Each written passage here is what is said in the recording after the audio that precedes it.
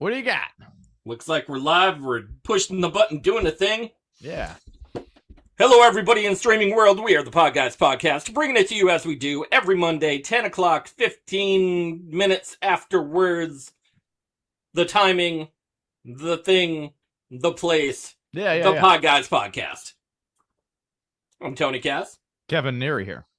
Of course, we have the ever-loving Picasso, the dreamer of all things dreamable, the killer of all things killable, and the innovator of everything inevitable. Yeah, that's what we're going with. Le Sparky. And Sparky's there with the big board. He is got the letter H and I in bubble letters right there. For those of you that aren't familiar with the format of the show, me, Tony, we talk about who's on right now. We do. What's been going on throughout the internet. And Sparky draws what he saw throughout the week in all of those things in such graphic content that you will not believe if you are in reality or in one of Sparky's pictures right there. Tony, we have a fourth square. We do. We are delighted, enamored. I think that's a good word for it. I would say so, yeah. Invigorated by Sergio. What's up? Happy to be on the podcast. Thanks for the invite, guys. Marzatelli, right? Marzatelli. Yeah. Oh, Marzatelli, I'm horrible at butchering last names. Nobody ever gets it right. It's all right. Marzarelli? Mozzarella? Marzatelli. Yup. We're calling you Sergio Mozzarella. Just Sergio is fine. There's not many of us. There's not many around. I'm happy to join the podcast, though. I'm happy to be here. We're excited to have you. Yeah. So, tell us a little bit about your comedy career, sir. Things that you did, how you got started, what what happened, and how did you get there? What happens? Like we're dissecting Listen, I could give you what I know about Sergio when I saw him come onto the scene. I'd already been at it for quite some time. Tall motherfucker comes on there, deep baritone voice. And I'm like, what the fuck is up with this guy, right? And he's starting off his set. He's well spoken. He's comfortable enough on stage enough to get no no you-knows really kicking, not noticeable, and puts together a pretty memorable 5-minute set. I think it was at Wisecrackers. And I'm like, all right, very nice. I get up, you know me, I do my thing. I'm fucking half drunk, kicking ass, already in a rhythm, right?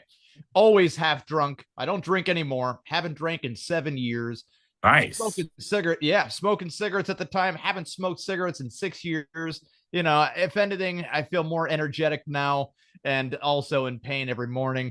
But Sergio ended up becoming good friends, from what I can assume, with Nick Bruce, and then hung out with who I like to refer as the wingman, James Olivia. I hang out with him to this day. To this day. Oh my God. Yeah. Olivia. My God. He's James is he's good to his friends. He's, I've never had a problem with him, honestly. He's a great guy. I love him. I've done some shows with him before, and my sets were, good to okay-ish. Nothing that I could be 1,000%. He's like he's more of a performance. Like I've gone to shows with him where there's the room's packed and he just gets them. Like he's doing like a rock star act. You know what I mean? It's not. I would call it a glorified one-man show sort of thing. Yeah, exactly. He tried to, and James had been at it for since the age of 18 when you had to do it young. Yeah, when you had to do open mics at Bruise Brothers, strictly only Bruise Brothers, and so he's been around it for a while, and he was trying to carve out the character of the wingman for a long time. And he did a TV pilot. He did a book. Yeah. And it does take a long time. And if you're seeing money come across and all that nice stuff, the thing is that the technology that we even had back then. Bring a video camera. Remember that? Bring a fucking real video camera. That was an actual video, like those little flip cameras or whatever. Like, oh my God, it was great. Mini disc. Then going home and trying to convert it, like plugging in your computer, like it was insane. Yeah, or like, so you had to have the video camera there. Make sure that no one got into your shot because people would, stand up and fucking walk past your shit Or constantly. people talking shit like right next to the Yeah. camera, and you're like, "Oh, you just ruined the entire video." And then even after you pop it on, I used to put a bunch of videos, and I took them down, right? But I used to put a bunch of videos onto YouTube, and I was like, the reason I took them down is people would say, like, I'd say, hey, yeah, check out my set on there, then come see me here. I got some new shit. And they're like, Right. why would I come see it? Your stuff's already online. I'm like, well, then Right. fuck you then. Guess what? It's not online. Yeah, And come exactly. see me and figure it the fuck out. So I had that when I was headlining and stuff. Like, they'd go online, see, like, I don't know, I post like a 30-minute set, and they want me to just come and do like a brand new hour, and I'm like, you don't just do that every week. Like, you move stuff around, you add new stuff, and like, year to year your set changes. But I mean, there's still a lot of people that think that when you're on stage, you're just making it up on the fly and it's all riffing, and then there's other people who think that, like, you're changing your setup every week. Like, it's just not like that. You know what I mean? So I would try my best every week to have new material at open mics, right? That way I could see what worked, what didn't work, and then like, write it, get another 5 to 7 down, get another 10 down, and then check mark stuff. If you ever saw me go to the side of my tablet, check mark and do some circles of what did work and what didn't work, it was kind of like a science experiment that way. I never cared as far as, like, get up there, try not to suck, right? That's the big thing. But also, if it does suck, well, now you know it really sucks. People have to understand in their fucking heads, if you think something's really funny, you have to ask yourself, do you just think it's funny? Right, exactly. Because of whatever, or is it you have more context than the average person has, or whatever? Correct. Is it a universally funny joke, right? And those jokes are when you can put them together in such coordination, where you can pop out 40-50 minute set, right? That's always a lot of fun. And that does take some time, Sergio, as you just, as you put down but yeah, people to say, like, and by the way, Kings of Comedy, Bernie Mac used to fucking write down a whole new hour every month, like a fucking maniac, right? And a lot of it, a genius. yeah, a lot of it on his end was just riffing on the audience. Yeah. And then Steve Harvey would always just say, like, hey, I'll host for you guys. You want me to host? Right. So, like, cool. They always called Steve Harvey the white Bernie Mac. That's funny. I like that. I never heard that before. That's awesome. But that's as much as I remember. You were pretty tight with Nick Bruce. Yep.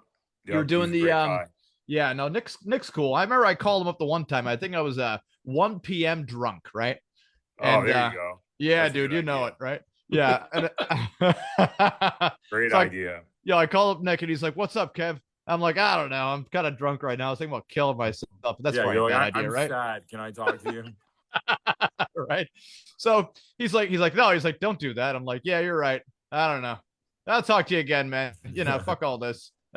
See what's going on. Right. And hung up on him. And then continued to drink the day away and call up different bar owners and stuff. But I think the one thing that, by the way, getting back to the technology and the, how we were told the step-by-step where to go, right? Right. We were told, get a video, show somebody your press pack of 20 minutes or whatever, right? Get a beta tape. Yeah, get like beta tape. Right? Get your headshots done. Remember? You had to get your headshots done. Headshots were big. Commercial headshots. Now people are just going, fuck, look at that. Oh my God, it's insane. People are in their car driving, taking videos. Like, it's so bad. Yeah. Headshots. And Sergio right now is in front of a high school landscape photo shoot thing. Yeah, exactly. It's one of those. It's the backslate for local high schools. Sergio looks like he's in front of a creepy basement wall is what it is. You look like you're about to get your fucking picture taken for a Costco fucking thing. Right? For Costco. Oh, perfect. Perfect. Yeah, I work here now. But the step by step on, like, for example, for Halivia doing like the one man show kind of thing, the real route turned into just finding an agent who is ready to invest a lot of money and share and resell your contract around as much as possible. And of course, demographics are like a huge thing as well. I mean, like a fucking huge thing. The younger the demographic, the more money they see. So if your I demographics, tried to get into colleges for a while. I had Yeah. I had an agent, and I think at the time I was like, I don't know, maybe I was like 28 or 29, something like that. And he was like, "You've got like 2 years left to do colleges. After that, you'll be too old." And I'm like, "Okay." And he's like, "So let's do this." So I go to fucking NACA, right? I pay all the money, all that shit. I go up there. They put me on like the coffee house show. It wasn't even like a main stage show. There was like 3 colleges there. I was like, oh my God. They put me on After a Poet. It was like the worst experience ever. No. So my agent goes in the back room. I found this out from a buddy of mine was back there representing himself. And when you're in the back room, they put the acts up on the screen with like how much money you charge, whatever. And colleges just raise their hand and they kind of like bid on you to say like, oh, I'll do it for like 1,500, with a meal and travel. And your agent will say, okay. And that's kind of how they do it. So my fucking face went up on the screen and my buddy said, silence. You could hear a pin drop in the room. Nobody raised their hand because 90% of the schools didn't know who I was because I was on the coffee house show that was like a separate event. And then the other colleges that were there, I ate shit. So they don't want to bring me to their school. So literally it was me and this other guy. I won't say his name because he's kind of well known, but his agent was hilarious. His agent was a guy named, his name's Tracy Wiggs, right? Funny motherfucker, right? I still follow him on Facebook. He comes out, he got coffee house just like I did. He comes out, he goes, goose egg with a big fucking 0. It was hilarious, but it was I spent all this money. I drove out to, I think it was in Hershey. I drove out to Hershey. I'm there all weekend. I'm all excited. And it's just like, oh yeah, no, you're not performing on the main show. And it was just like one thing after another. Yeah. And my agent pretty much ghosted me after that. And then a buddy of mine, the one night we were in a bar and we were kind of talking about it. And he literally like called my agent and was like, hey, I'm trying to book Sergio Marzatelli. And the guy was like, yeah, I don't think he does stand-up anymore. Have a great night. What the fuck? Yo, it was crazy. Okay, so whenever you see a poet, by the way, we have Tracy Wiggs waiting in the waiting room right now. We're gonna bring him on. I'll move in with that guy. He is so funny. He's honestly the funniest dude I've ever met. I've met like legit comedians. That dude just hanging out at the bar is the funniest dude I've ever met in my life. The poets, by the way, kiss of death. Kiss of death to anything. Tough to follow. No, it's like whenever you are even on the same ticket as those fuckers, you just know like this is not a show anymore. I was up in Boston, Barnes and Noble, right? Mm-hmm. And they were like, oh, we're gonna have poets instead of comedy. I'm like, well, we had a contract, so you're still gonna pay me. And they're like, well, can't you just also do it with poetry? I said in the contract, it says I just do it. And there are no poets. Well, wouldn't it be nice if they opened up for you? No, it wouldn't be nice if they opened up for me because, again, refer to the contract. And if you breach the contract, I'm fucking out of here and you still pay me. So they paid me. They wanted the poets. They paid me. They got a longer show with the poets and I didn't have to fucking do anything. Nice. That's awesome. Yeah. But it's like, it's one of those things, man. Hold on. I'll be right back. Oh, your baby's crying? Yeah. I heard daddy. Jesus. Oh no. Anyways, let's get back to talking about me. Yeah. So no, but yeah, man, it's been 3. I did one show over the last 3 years. It's just been, shit's been crazy. I stopped doing it. And then like I moved down south. It's so much different down there. It's not like in the Northeast. Way different. There's a ton of comedy clubs. What is happening? Do you hear that? I know. Great way to do a podcast, isn't it? This is live. It's not undubbed or like right. There he is. That was pretty weird. Yeah. It's not hatched up. We do everything live, fresh out the tank. Just happens. But yeah, no, I'm definitely gonna start doing it again. You know what I mean? I miss it. it's nice when there's no pressure because like when I was doing it 3 years ago, I felt pressure because like I was headlining and it's like, okay, I got to headline bigger rooms. I got to do this. I got to make more money. Now it's like I took 3 years off. There's no pressure. I'll go do an open mic. You know what I mean? Yeah. Do 5 minutes happily, like for the love of the game. You know what I mean? Versus like before, it literally felt like no, okay, Sergio, that ain't for love. headline. That's a flex right there. You're coming up there to crush and flex and show the fuckers, be like, oh, I don't know, I don't do this all the time. It's like I haven't done this in 3 years. I don't even remember what this is. Yeah, what is this? A microphone? Why does this thing work? And then bam, just snap to it. No, that's dude, that's a flex. The me and Mike Jones did that. I think we went to Lepka's open mic at a Holiday Inn or whatever. Popped in there and just to show some support. And he's like, "Hey, you guys are gonna do some time, right?" And then we're like, "Oh fuck, we didn't what? All right, yeah." Did that's cool. 8 to 10 minutes, killed it. Sorry, the baby woke up screaming and crying, and my wife. Yeah, I literally just heard.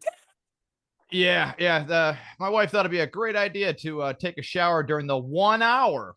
Yeah, the 1 hour of the week where you have something going on. We tape a live podcast. I know that we have a live podcast. Is productive. Yeah. She decided to take a shower. That's when she decides it. Now I'm more heartbroken that she's not watching live. Okay, right. That's the shitty part right there. Yeah. I checked the shower to see if there was a cell phone of us live in there. Maybe she's doing the earbuds in the shower thing. Nothing to be found there either. But I'm not going to be like some heartless psychopath and be like, let the child cry. And the mother. I'm gonna do a little name dropping because I just did a little investigating on Tracy Wiggs. Do it up. But DL, somebody named DL, and somebody named Don Lemon. Dude, he knows everybody. Honestly, he really does. I don't think he's a comic. I think he's like a manager, and he might used to be a comic. But bro, he like knows Kevin Hart personally. He is, but I'm telling you, Tracy is funnier than like anybody. Like he is hilarious. Just that whole weekend being there with him, I was around a million comics, right? Magicians, fucking everybody. That guy to me was like the star. Balloon animal artist. Just hanging out in the bar with him. Like he's a good dude. Like he's a good dude. But like him coming out, like his client got no fucking offers. My agent's like, hey, I'm really sorry. He comes out and just goes, a goose egg with like, you know what I mean? Like I love him. I love his energy. He's a good dude. Well, he knows that he can probably, he could book it up if he wanted to. He knows everybody, dude. He doesn't know them from like he knows them from like the 90s. You know what I mean? He was with them before. The Wayans brothers, Everybody, dude. He's awesome. So you won't name drop, but I will. Right? There's very few open mics around anymore, man. Remember the time where there was like 4 in the same week? Everyone went to the same. I remember there was like 3 in the same night at one point. 3 in the same night, yeah. And then people started just being themselves because you can't have that many egos in the same spot. And they're just like, everyone should have their open mics on different days. You're taking crowds away. It's like, what? Who's deciding this? Just let everybody go on the same goddamn night. It's good. Are there even any open mics anymore or no? Oh man, I think maybe Flaherty's running some improv thing that I saw up in Scranton. It's very, very few and far apart. I mean, very sparse. And the V spot maybe. No, I mean not even like, and that's more band oriented. Their stage is perfect for a band. Well, I'm just saying that they do have an open mic, but it's. Oh, don't they do one? You're right though. It's more poets, more. Is there one at a vape shop in Dixon City that's pretty busy? Yeah. Also pretty band oriented as well. Really? Yeah. I mean, and there's a lot more musical talent in this area right now, unfortunately, than there is comic talent, because people like they're going by that whole like, oh, if you're really gonna do it in a big city sort of thing, right? Right. Or dude, comedy's cyclical though, and like now it's on a down cycle. You know what I mean? Like 2000, whatever, fucking 12. Pandemic. It was like comedy was cool, and like now it's not. You know what I mean? But same thing, like in the 80s it was cool, in the 90s it wasn't. You know what I mean? So, But like I said, I don't give a shit because I haven't done it in 3 years. So I'm not trying to be like, I got to do this or I got to do that or I have this goal. It's just, I want to get back to doing it because it's fun and I enjoy doing it. And I think I'm okay at it. Yeah. The worst part is when when it's just yourself and a bunch of empty chairs. Right. And you're like, what the fuck what did I come here for? You can make it fun sometimes. I did an open mic in Florida somewhere. Where the fuck was it? Like Boynton Beach or something. Mm-hmm. And there was like 5 people in the crowd and I'm like, fuck. Right. So I'm like waiting to go up and the guy before me, as he's finishing, the 4 people go out to smoke, like a table of 4. So then it was literally just me and one person in the crowd. And it was like this massive room. It was like a big room. Yeah. And you're like, hey, dude, so you still want me to do comedy just for you? As if I was in like a stadium. Like I was like yelling the fucking punchlines. I'm talking to the guy. And like I just made it like a whole thing. So that guy's dying laughing. The 4 people who went to go smoke, they're like, what the fuck is going on in there? Like, why is there all this noise? So they come back in. Then the bartender's like paying attention. People from the kitchen. So I like made my own little crowd. So it's like, you could just be like, whatever, and do your jokes or like, I don't know. That's not always gonna work, but it worked that one time. Sergio, like you want to hear a stupid story? This is funny. Off of Wisecrackers, right? So were you coming around when my brother used to be the host of Wisecrackers? Yeah, I think so. On Wednesday, he had that mustache thing going on. Yeah. Okay. So, what was his name? Rob? Jack. Yeah, Jack. So, I mean, I don't talk to him anymore. It's just, the guy's just out of his skull. It's just. I was gonna say, Kevin, you have a brother? Yeah, right. So. We've known each other for 10 years, and this is the first time I've ever heard of him. You guys don't look anything alike at all either. Right? Our comedy styles are different too. I mean, so anyways, he tells me, right? And I didn't know, but he says, so this will be my last time at Wisecrackers. If you don't mind, load up the mic and the stool and the microphone and the speaker in your car. They're mine. Right. So I'm like, okay, just give me a hand. He's like, yeah, no problem. Right. So I load them all up in my car, drive them down to his house, take him out, put him in his house. He's like, okay. He's like, I'm going to be doing an open mic comedy at Old Time Charlie's now because the hell with Wisecrackers. Right. And I'm like, okay. Right.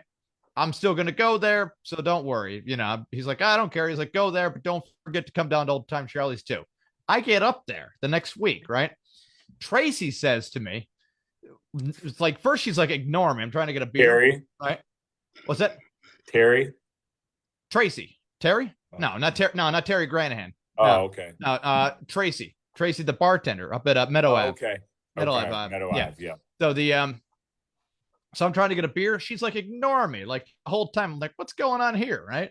And, she comes up to me. That's like, dangerous when a bartender's like ignoring you. I'm getting ignored here. Right. So she says to me eventually after a hard half an hour, and I'm like, what the fuck is going on here? Like I end up bringing in a bottle of beer from my car anyways and just start fucking hanging out.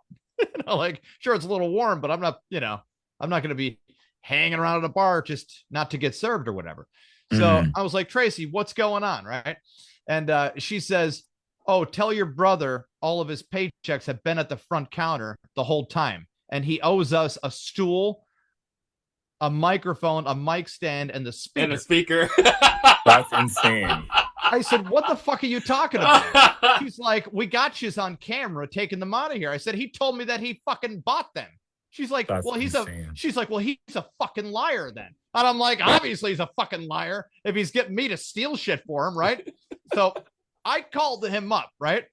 He's not answering. And I call him up again. He knows what's going on. Hey, Kevin, after you leave the equipment, load the equipment. Get the chairs there. There's no way. Is that why you don't talk to him anymore? No, there's a much worse reason than that. It takes a lot for me. It takes a lot for me not to talk to anybody for a while, right? So I get down to his shit at Old Time Charlie's, right? I said, Jack, Tracy said that none of that shit was yours and that you stole it, and she's got you on camera doing it and wants it back, right? He's like, well, they owe me 5 weeks of pay. I said, well, she said that you had to pick up your pay at the front desk. He's like, no, they are supposed to hand me my pay. And I'm like, the fuck does it matter, man? If they're handing you it, or if they tell you where to pick it the fuck up. He's like, it's a matter of principle. So I figure all the paychecks that I was supposed to be getting, mind you, Sergio, the paychecks were for $40. Okay. Right. Okay. So 5 times $40, right, is $200. So a microphone, mic stand, speaker, and stool.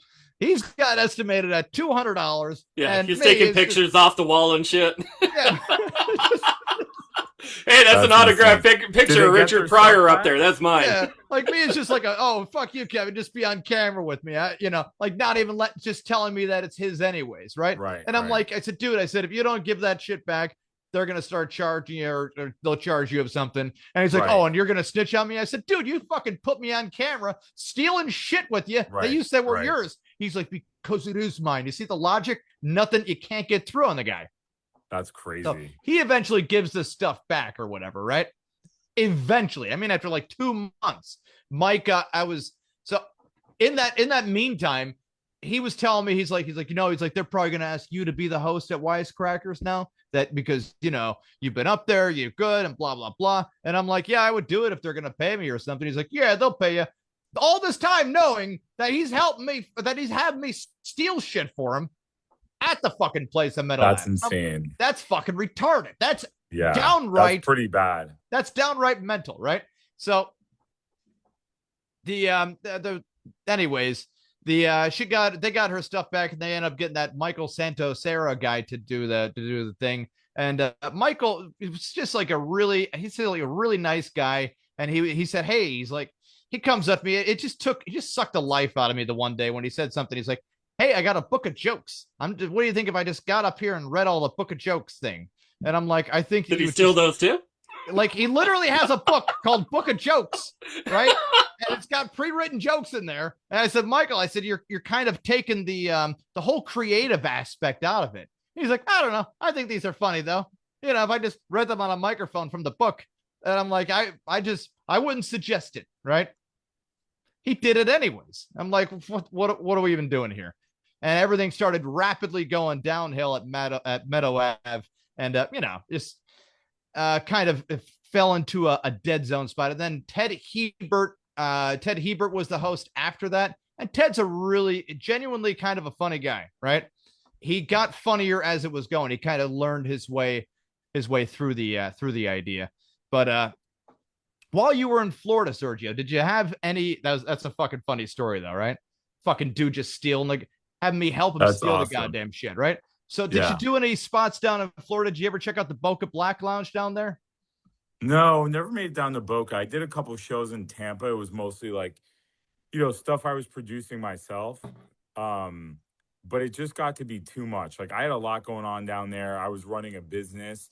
And then I'm like fucking selling tickets. You know what I mean? I'm like meeting people and be like, hey, I have a comedy show this weekend. You should buy 2 tickets. Like, going up. I was literally like selling every ticket individually because, I knew people on there, but I didn't have like a comedy following down there like I did up here where I could just post on Facebook. So, I'd sell a room. I'd sell 120 tickets. Like 94 of them were me physically selling the tickets.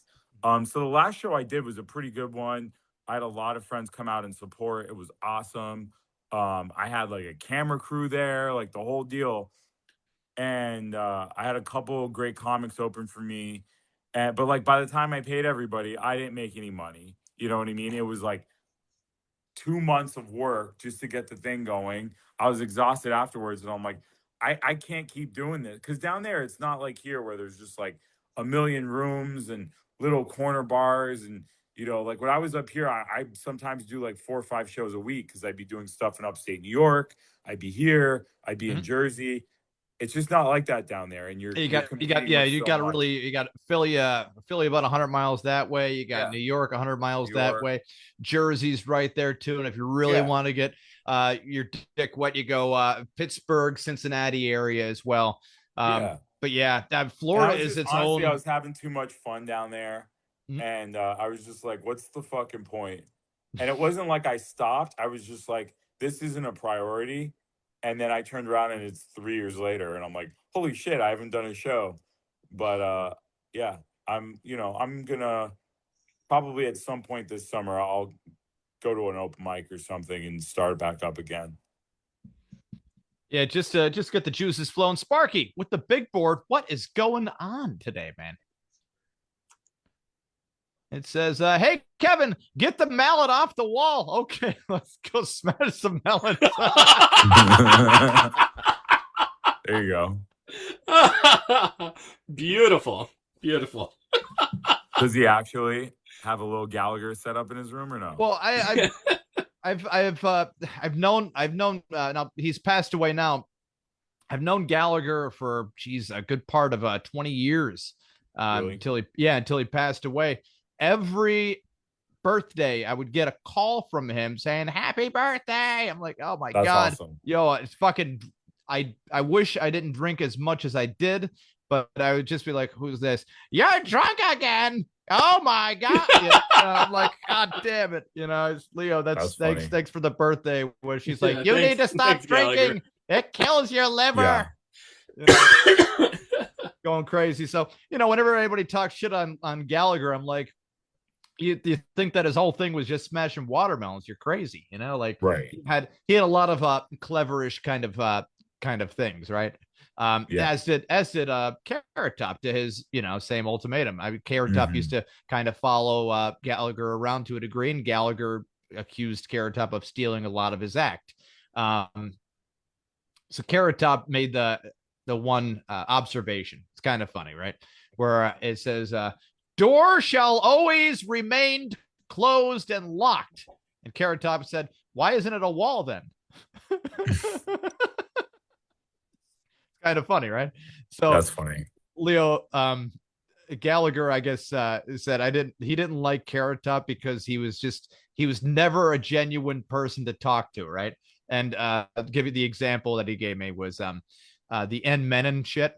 He's like, I asked him, he's like, plain and simple. He's like, how did you make it? How did you make it this far? Was it your looks? Was it this? How did you make it? What do you do for a living? And he gave me this bullshit. I now know it's bullshit. The N Menon. You ever hear this one or no? No. So there's this old commercial, N Menon, right?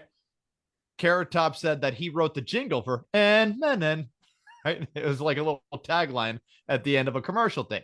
And Leo's like, oh, wow. He's like, I can't believe you're a jingle writer then, right? He's like, no, but you bought it though, right?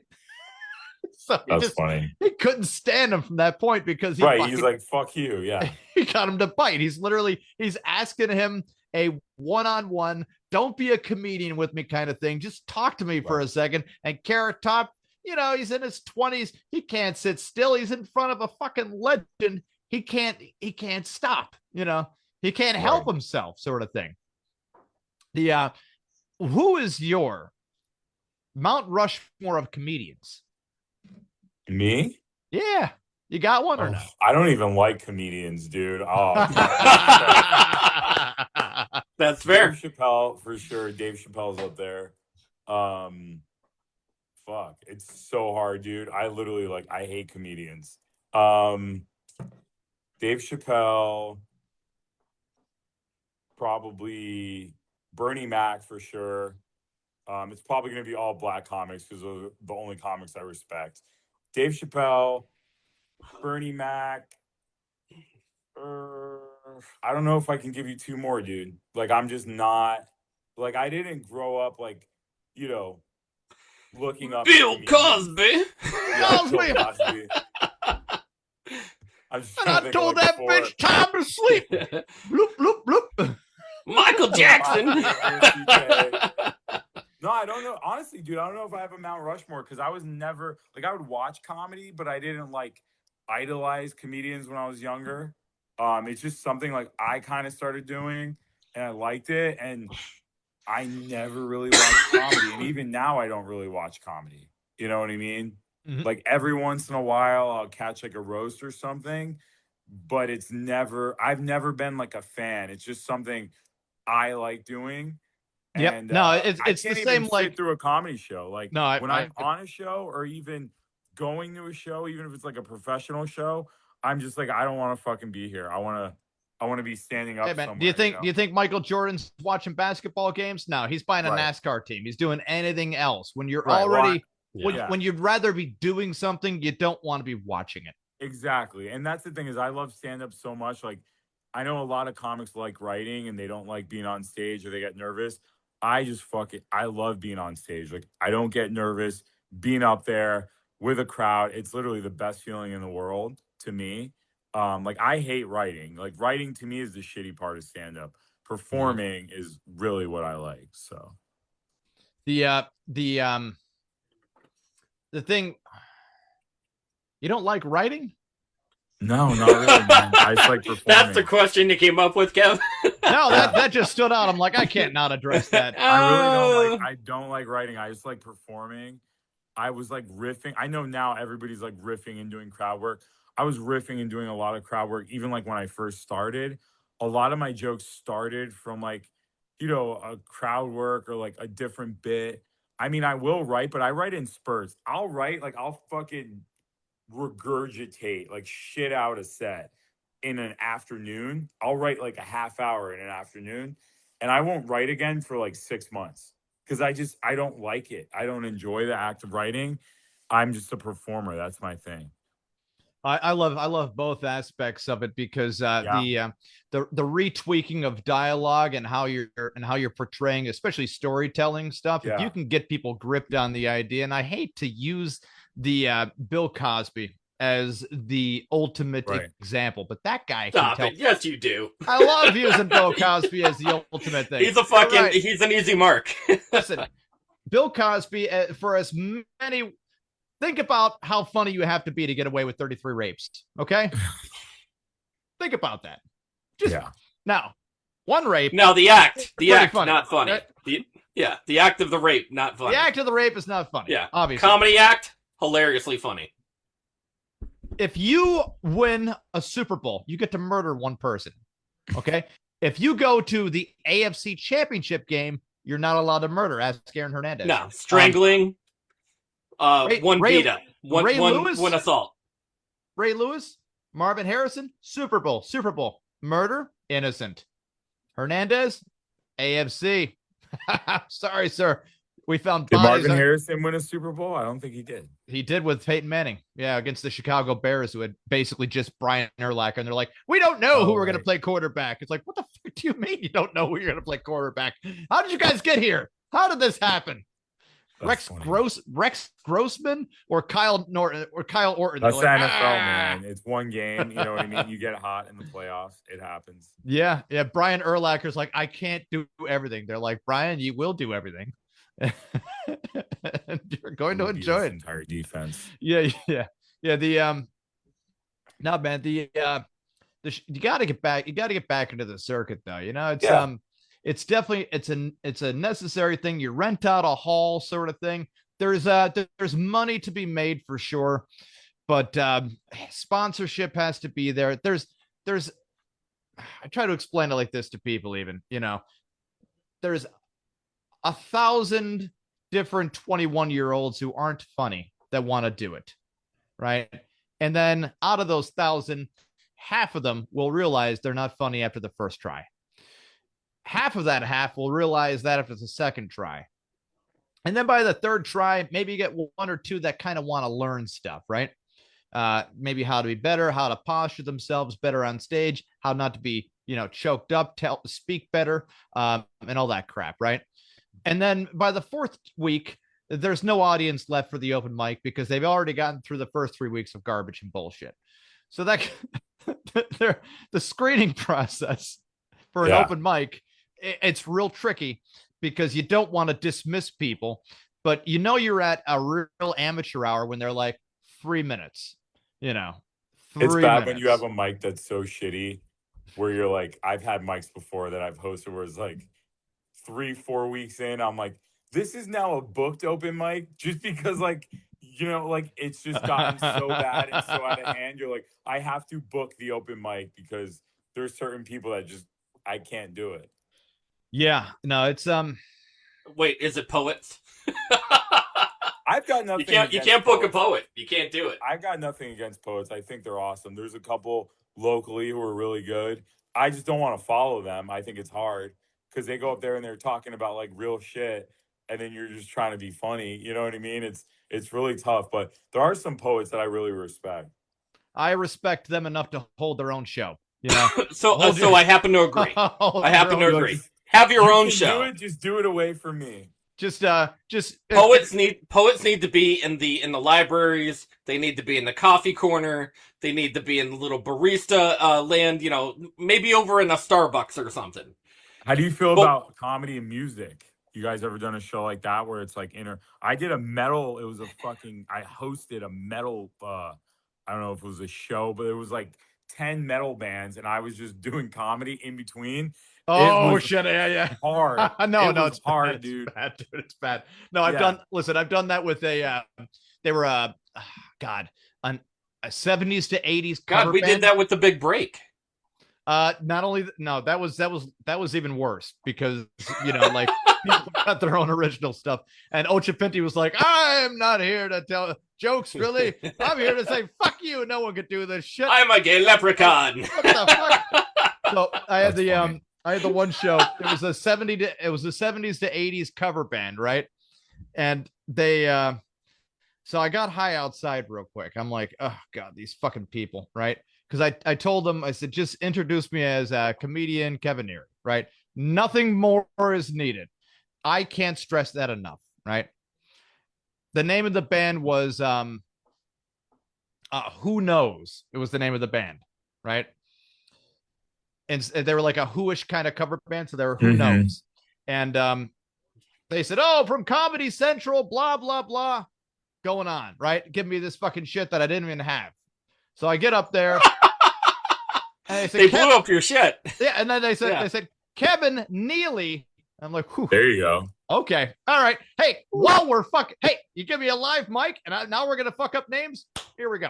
Let's have some fun, right? So I get up there. I said, thank you. Let's everybody give it up for the band. Who cares? Who cares? These guys are great, right? Who cares? Oh, it's not Who Cares? Well, I guess we're all about fucking up people's names anyways. So who cares anyways, guys? Who cares who's playing drums? Who knows, right? Oh, that's the name of the band. Who knows? I forget. So I kind of turned it into me yelling at the band for 10 minutes, right? Nice. That's always great. Because the band, instead of just ducking to the side, the band went into the audience to talk to everybody in the audience, of whom they all very much knew. So it was like a picnic get-together after leaving the stage, and I'm like, oh, this is not professional at all. Well, time for me to match the bullshit, and we'll have some fun with that.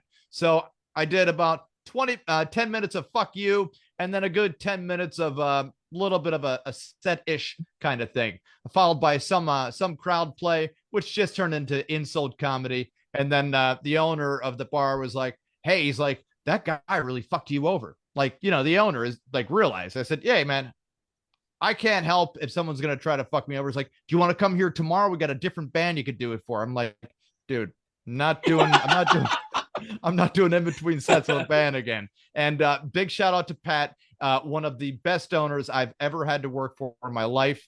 And, he got me a lot of gigs with raising money for the judges in this area, which, got me out of a lot of trouble once in a while, nice. Where they were just like, Kevin, all right, hold on, in my chambers sort of thing. And then they're like, okay, we're just going to dismiss this. Raising money for what? The Cash for Kids judges? No, this was raising money for the judges.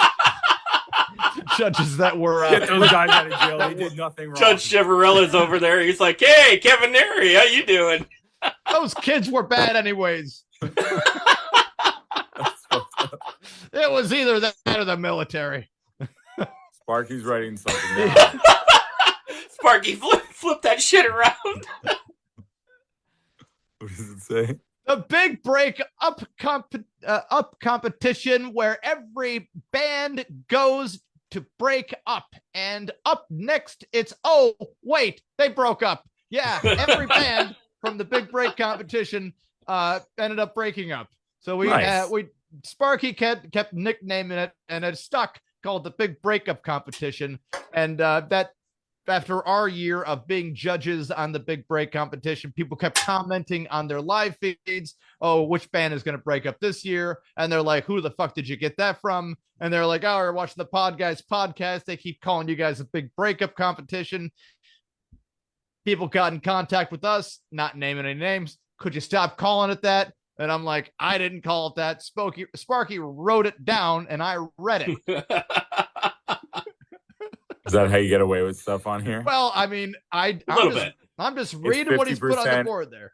50%, like, because he wrote it and you said it, so it's you only get 50% blame. He gets 50% blame. I mean, I'm just reading what he's putting down there. I don't know why he's right. Those could just be letter-shaped people on his board there, for all I know. You know, people there you go. Can shape themselves like contortionists and all that nice stuff, right? But no, there was a judge. It was the show for the judges that were replacing the Conahan Chivarella people. Those. Okay, good. Yeah. We're thank God for that. It was like the goddamn Kids for Cash scandal. Yeah. If there's one thing about Luzerne County, we are like, oh, what happened to your judges? Oh, they kept selling the children. What? Well, who'd you replace them for? People that also sold children. Sell more children. This isn't getting good for us, right? Now, in fact, no, it wasn't even the fact that they sold children. They sold the rights to the children. Right. Yeah. Which made it even worse. Well, what also made it worse is when outside lawyers came in and they said, what do you mean I'm not allowed in a courthouse to defend the person I'm representing? The children that need representing, yeah. And quoted from Chivarella, fuck you, it's my courtroom, I'll do what I want.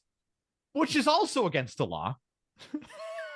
That takes... Yeah, it's like a kid yelled at his teacher. It's like 10 years. Like, it's 10 years. Crazy. Yeah. Rikers Island.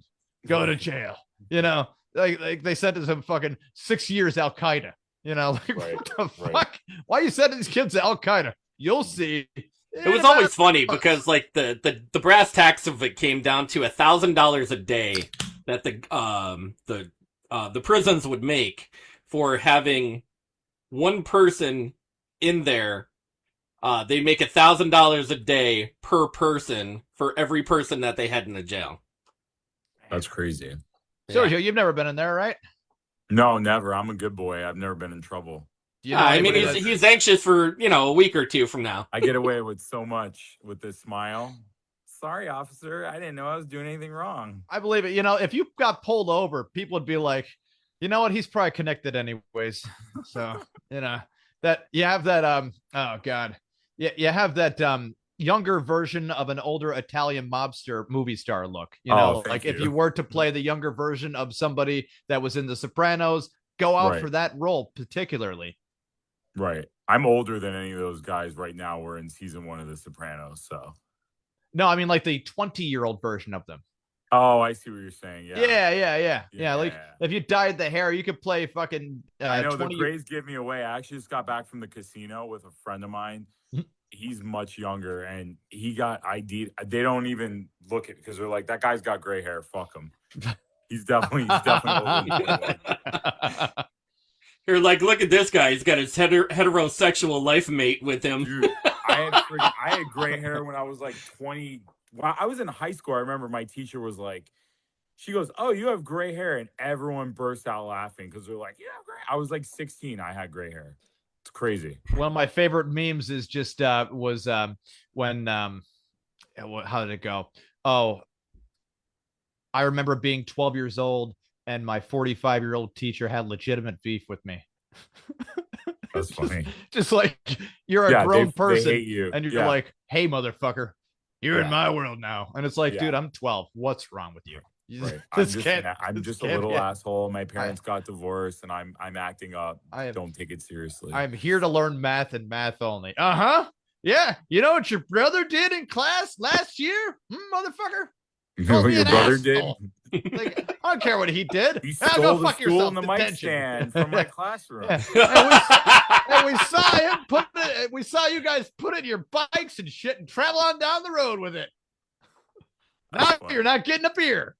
I forgot about your brother, man. I forgot you even had a brother. He's very forgettable.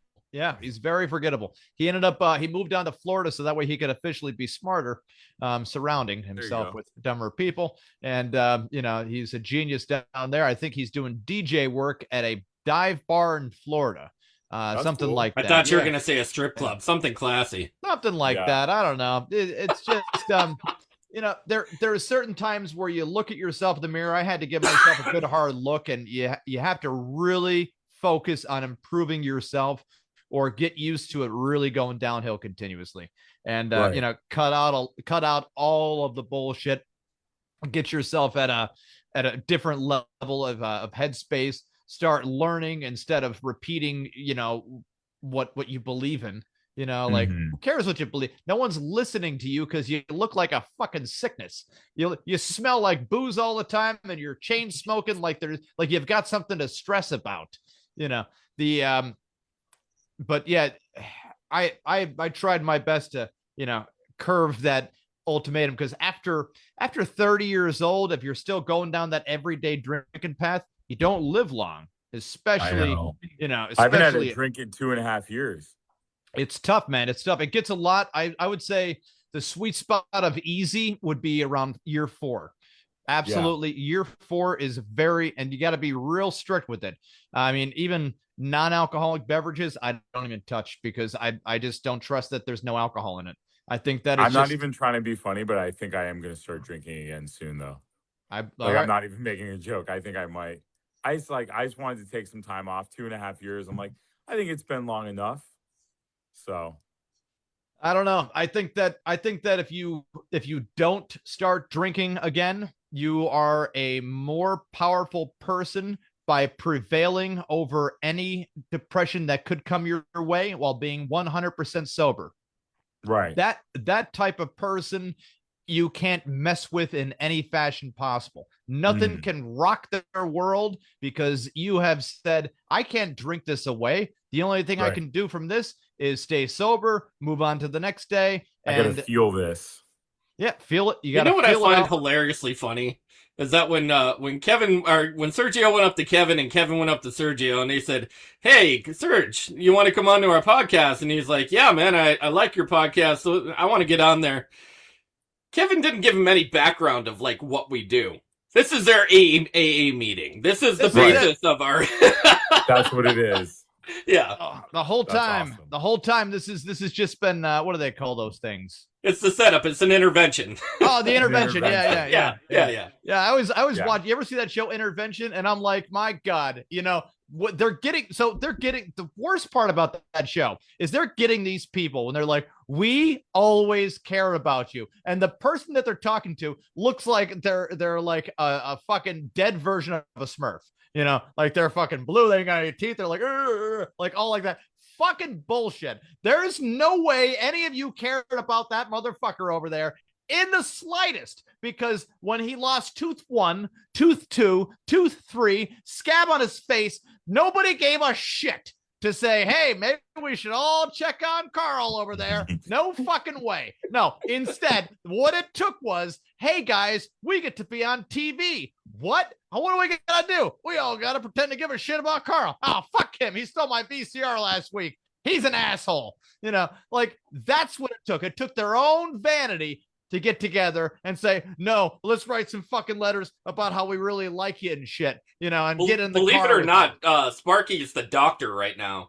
He's the one that listens. He's the therapist. And then he draws your inner machinations of your mind on the whiteboard. Isn't that awful? Sergio, one of my favorite jokes that you had, and it always makes me laugh, and I don't know if you have it on you right now off of pure memory or just saying it before, was something to do with the cheat code. Something to that degree. I don't remember that one. You don't remember that one? No. Damn. God, that's all I can really remember from the idea. I hope you don't mind the picture that I use of you on a swing set here, right? Oh no, fuck it. Why would you use that picture? Dude? That's the weirdest picture. I saw it this morning and it's like, that was perfect. I'm like, hide. I'm like, I don't want that shit on my profile.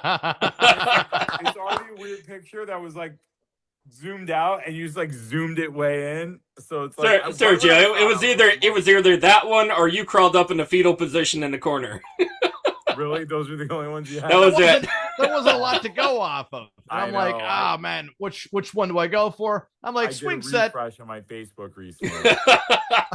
I'm like, Deleted swing set, stuff. maybe if I made it look black and white, it could zoom it in and make it look more like a movie-ish kind of thing. Like an indie kind of movie thing. It's and just that's not, you know what I mean? Yeah, you made him look like some pedo rapist that was sitting in the park for fucking 10 hours. I didn't change his fucking face, Tony. That's the way he goddamn looks right here. Zoomed in on it. You zoomed in on the face. You got a good face, Sergio. It's not a bad face. You got the sunglasses on there. It's a good suit. It's a peculiar situation to be in while on a swing. So you wouldn't expect Sergio to ever be on a fucking swing. It was like a whole thing, honestly.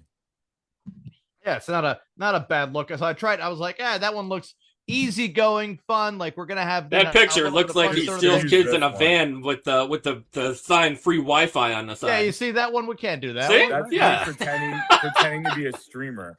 I'm trying to get into YouTube, so I bought all this camera equipment. Yeah. And I'm just like, I'm gonna start live streaming. So that's me pretending to be a live streamer. Yeah, he's got a gimbal for his gimbal. Yeah, exactly. That's what I do. I buy all this shit that I don't even know what it is. I don't know how any of it works. And I'm just like, yeah, I'm gonna be a YouTuber now. It's not there. Listen, there's one thing that's always stayed consistent is once you get into something, you buy all the shit, you figure it out, and you're gonna get it. Yeah. Of course. Failure isn't an option until it definitely is. And then you don't give up because you said, you do. Hey, no, you don't give up really. Giving up is a constant of never doing it again and never planning to do it again. Right. You gotta kind of yield though. You gotta yield, especially during COVID. Nobody could do shit during COVID. We did the podcast. Yeah. This is how we ended up doing the whole Zoom thing, right? Tony was picking me up, going to his house. We were doing it in his fucking kitchen and shit. And then, the world says you can't fucking be next to anybody because this invisible thing's going around killing 90. Yeah, we'll arrest you for picking somebody else up. How dare you? There's a fucking 7 p.m. curfew. Everybody's got to stay inside. And everybody was like, wait a second. How do I pay my rent? Don't pay your rent. What? Wait, is that legal now? Nobody's getting kicked out. Don't even do it. No one's getting kicked out.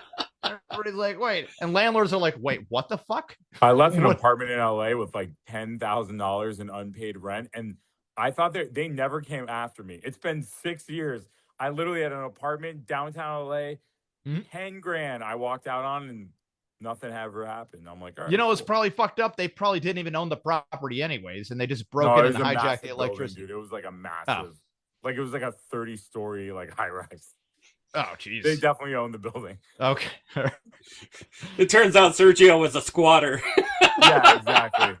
They didn't even know who I was. They probably thought that you gave a fake name. They're like, no way he gave us his real name, leaving 10 grand behind. Sergio. That's not a real name. Sergio. And an Italian last name, and his first name is This is bullshit. We already know it. Just fake. Find a tall guy with fake. You should have went with the last name Mozzarella. Like tell their girlfriends, I'm gonna go hang out with my friend Sergio, and they like thought that they were cheating on them because they're like, that's not a real fucking person. What are you talking? You know somebody named Sergio? Like, yeah, I do. It's definitely one of a kind of name, dude. But in all honesty, so Kevin never gave you a background of what we do on the show. Yeah. So like even before Kevin came in the room, you were like, "Hey, what do you guys do for the show?" And I said, "Oh, we get to know our guests. We find out what's ticking and blah blah blah." But we also have a second part of the show. Okay. Our second part of the show is to talk about really fucked up stories in the news. And throw a comedic spin on it. I don't know if I want to do that. Give it a shot. I don't know if I want to do that. No one gets hurt. No one dies. We're only going to do 2 because that's all we have enough time for. Okay. All right. Let's get 2. I'll stick around. So, Wilkes-Barre is in the news, especially for the good old Citizen's Voice. Oh, yeah. And this lovely... I can't even call her a woman. She's a scumbag on top of scumbags. Where she was... Oh, she was charged. Yeah. Yeah, she was charged with starving her severely disabled adult son to death. Yep. Burning his corpse. Oh my God. Yep. And then got arrested for it. Right? So, top-notch quality Wilkes-Barre Pittston woman, So, blonde woman. Thursday. Yeah, blonde fucking mess. She's a mess. Something's wrong. So Thursday, after telling a Luzerne County judge she's been repeatedly assaulted while incarcerated at the county jail, and she fears of being murdered herself by the inmates because of what she did. I love how Tony picks the most lighthearted story to start with here. Yeah, and I like how he keeps pausing just to let it all sink in. And I'm like, should I just hit leave on the Zoom app and just pretend my computer died? Yeah. Be like, bye. Way to bring the mood down. I don't really know where the funny is in this one. When I saw you shared the page, I'm like, you okay, could have Tony. just said a woman abused her son. yeah. It gets way worse. Like, way worse. I think you should just stop it. Stop. I think we got the idea. She was a horrible person. So I got attacked online today. Okay. Really? I did. And it wasn't fair because everyone's a fucking idiot. Okay. So this is what it was. A personalized vaccine for melanoma cut the risk of cancer returning after 5 years. So I commented, no, it doesn't.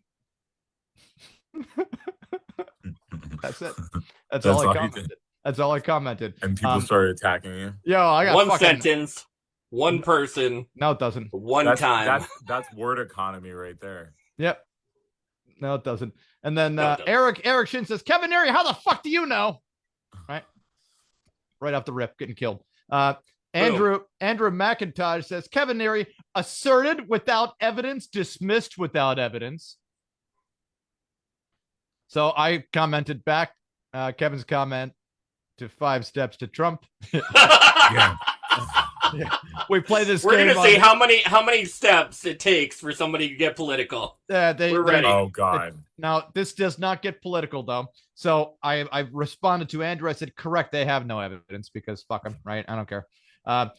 El Conquistador says, tell us, during your GED courses, what did you learn that makes you disagree? Don't worry about sources, right? And by the way, the only thing I said is, no, it doesn't, right? That's just your thing. Yeah, so this is trolling 101. Right.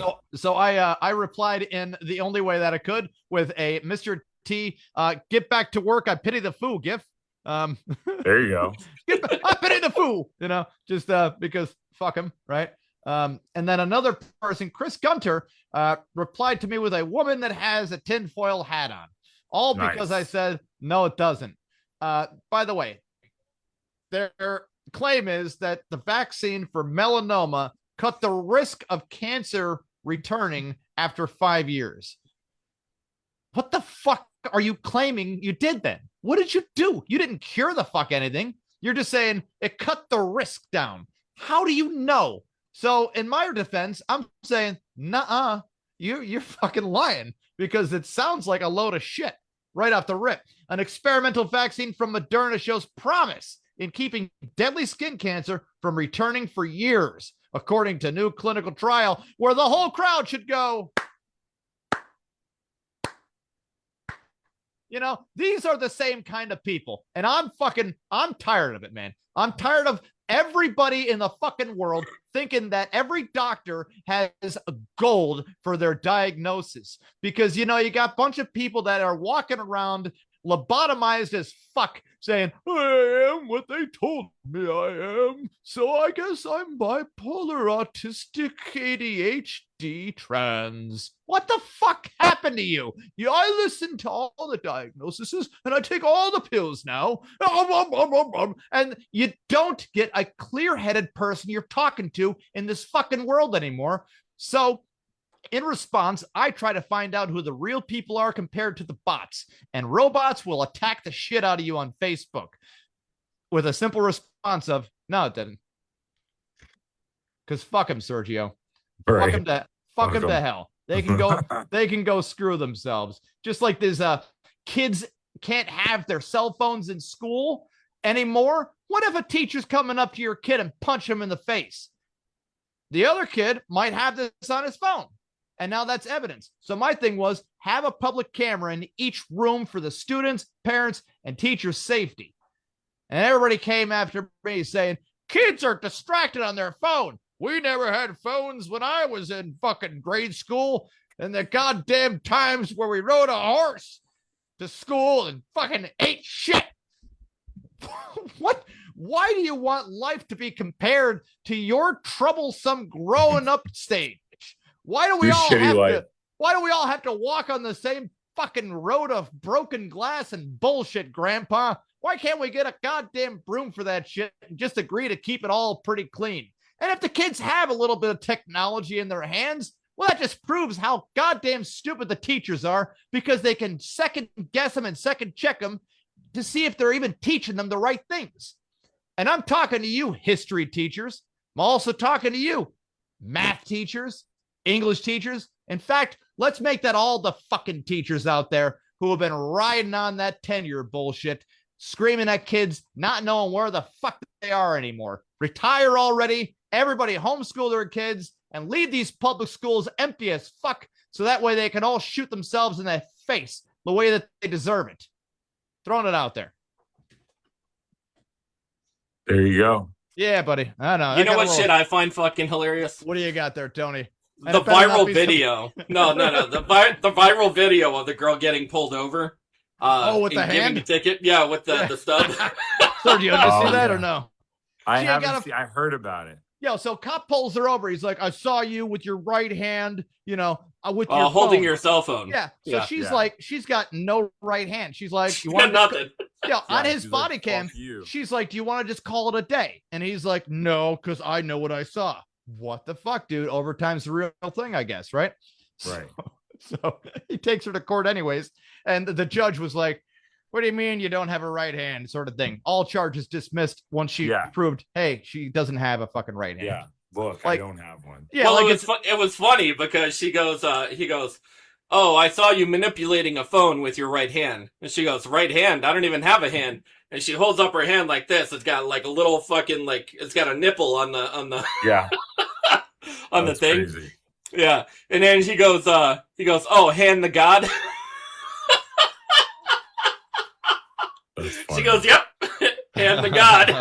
And she touches her stub up on top of the roof. That's awesome. But the whole situation was like dismissed this coming week, and her name is Katie Thomas. But nice. That shit was fucking. Good for her. Sparky was there during the pullover. Sparky, what did you see? Hey, how much for oh, wait. Never mind. She can't even give a hand job. That's awesome. She'll rub one out with the nub. That's all right. She'll rub a nub. Rub a nubba.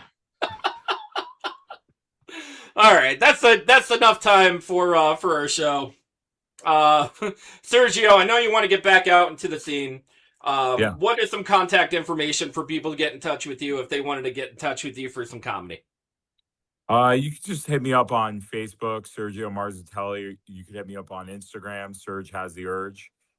SURGE. SERGE is a blow-up doll it's literally a blow-up doll from a bachelorette party.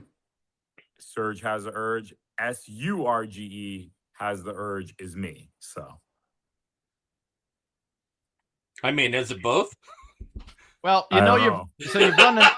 So what you're telling me is that you've made the wrong choice if you were on the blow up doll page. Yeah. If you're on the blow up doll page, that's not me. I don't know if it still exists. I haven't seen it in a couple years, but I made mine first. Serge Has the. Oh yeah, it's still there. And the funny thing is, the blow up doll kind of looks like me. Oh shit! Look at that, yeah. Man. And it's literally like, I guess it's like a bunch of girls with this blow up doll from like a bachelorette party or something. And so they named the blow up doll Sergio. I mean, if you want to invite Sergio to the blow up party or to a bachelorette party, I'm down. I'll do a bachelorette party. I don't care. I'm so down. Everybody's like, oh, let's practice on Sergio. Yeah. I might go to Nashville alone and just be like, oh, my friend's sick in the room. I've got nothing to do. It's all bachelorette parties down Boom, there. done. There you go. Good idea. Always thinking. Always thinking, man. Trying. Well, guys, Sparky, where can you happen to find us if you were looking for us? Sparky? Nope. Maybe with the thing, hitting the button. No, he hit the button. No. Maybe you got to unmute him yourself. There you go. Wait, there he did There it. you go. You can find us on every single major streaming platform, including iHeart, Spotify, Spreaker, Deezer, Castbox, Pocket Cast, GeoReel, Facebook Live Video, YouTube, Google, Amazon, and anywhere else there is streaming going on. All right. Anywhere and everywhere. So when I need this taken down later, I'm going to have to send a bunch of letters. There you go. A whole bunch of letters. A shitload. Just do it the anonymous way. Just make a bunch of fucking burner accounts and be like, I don't know, guys. I don't know who these people are. When I filmed that podcast. Take that shit down. Kevin Neary for president 2029. Right. Yeah. Oh, God, no way. God help us all. For real. Hey man, if all it takes is just being disoriented and saying a bunch of stupid shit while being aged, I think I could do You're this. kind of set. You're all right. Yeah, Another I'm couple there. Years. I got 60 years to go. Whoever says themselves like, when I'm 80, I'm gonna run for president. Like, dude, retire. What the fuck's wrong with you? Yeah, yeah, done. I know people that want to do that at 50. Like, why would you want to job? Make sure you tune in every Monday, 10:15 Eastern Standard Time. I'm Tony Kaz. Kevin Neary here. Of course, the ever-loving Picasso. Ole Sparky. There you go. You say your name every week. It's like you forget. It's okay. Sergio, big shout out to Sergio. I'm going to call him Sergio Mozzarella. He is not Sergio Mozzarella. Marzatelli. Marzatelli.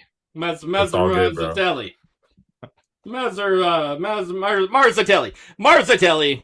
Sergio, thank you very much for coming on our show. We really we had a good time with you this week. Thanks, guys. Yeah, it was fun. It was a lot of fun. A lot of backroom stories, a lot of stuff that people who are thinking about getting into comedy, live performances, listen, you're going to run into a whole bunch of shit. And listen, we could chop shit for hours and hours and hours on end on different shows, and we only like to go for an hour because that's the attention span of most people. Yeah, most people. Yeah, cool. All right, same bad time, same bad channel. We'll catch you later. We're the Podguyz Podcast. Have a great night. Yeah. Bye.